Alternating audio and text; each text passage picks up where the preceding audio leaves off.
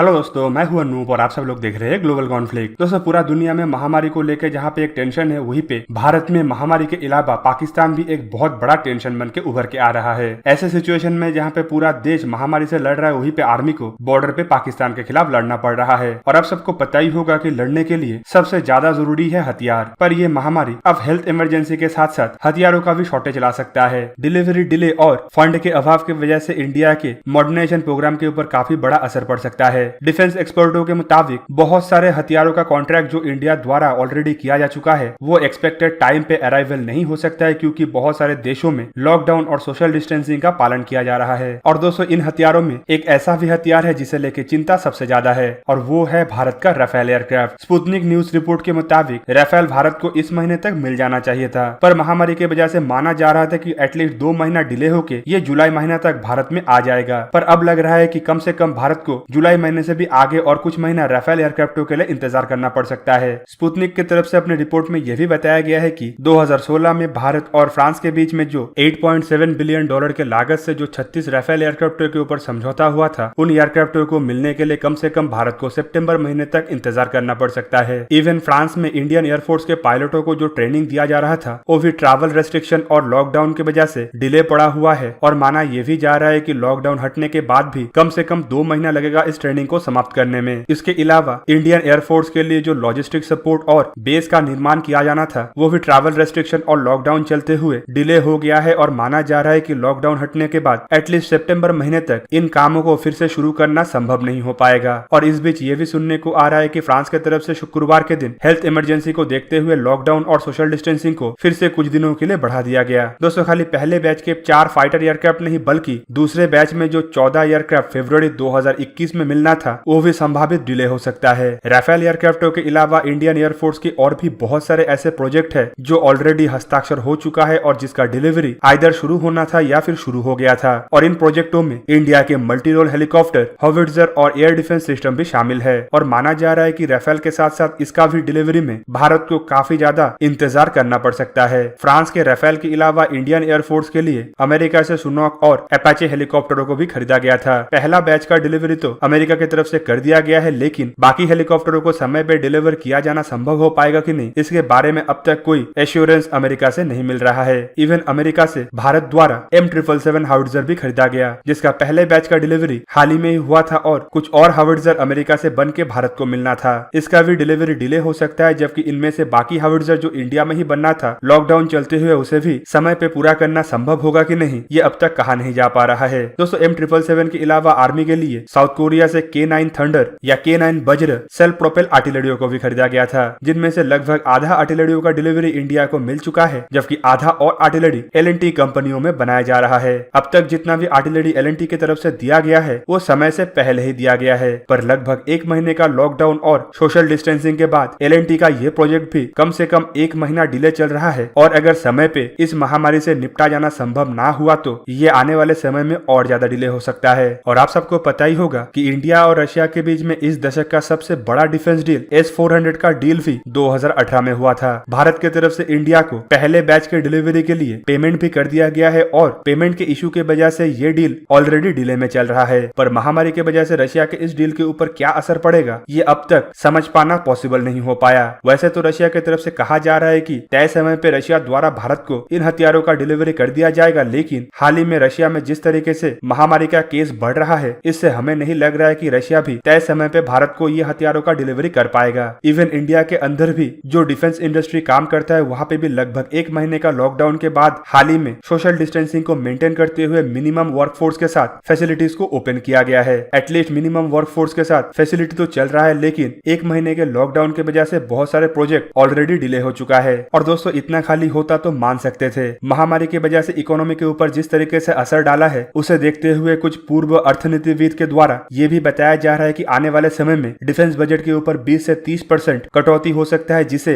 Government के तरफ से हेल्थ सेक्टर और एग्रीकल्चर सेक्टर में डाइवर्ट किया जा सकता है। मतलब जो डील ऑलरेडी हस्ताक्षर हो चुका है वो तो डिले होगा, माना ये भी जा रहा है कि फ्यूचर के जो डील हस्ताक्षर होना था उसमें भी डिले हो सकता है। तो कुल मिला के इस तरीके का डिले से बचने के लिए भी गवर्नमेंट की तरफ से कई सारा इंतजाम किया गया है, जिनमें लोकल डिफेंस इंडस्ट्रियों को ज्यादा महत्व देना और फॉरेन कंपनियों के ऊपर डिपेंडेंसी को कम करके इंडिजीनियस प्रोडक्ट प्रोडक्टों के ऊपर अपना डिपेंडेंसी बढ़ाना गवर्नमेंट का प्राइम फोकस रहेगा। तो दोस्तों आप लोगों को क्या लगता है कि ऐसी सिचुएशन में भारत को अपने मॉडर्नाइजेशन को बरकरार रखने के लिए किस तरीके का स्टेप उठाना चाहिए? कमेंट करके जरूर बताइए। साथ ही साथ ऐसे ही वीडियो को देखने के लिए मुझे इंस्टाग्राम, ट्विटर और फेसबुक में सपोर्ट कीजिए। और अगर आप लोगों को ये वीडियो अच्छा लगा हो तो इसे लाइक कीजिए, अपने दोस्तों के साथ शेयर कीजिए और मेरे चैनल को सब्सक्राइब करना मत भूलिएगा। और सब्सक्रिप्शन बटन के साइड में बना हुआ बेल आइकन को भी प्रेस कर दीजिए और मेरा वीडियो देखिए सबसे पहले। जय हिंद।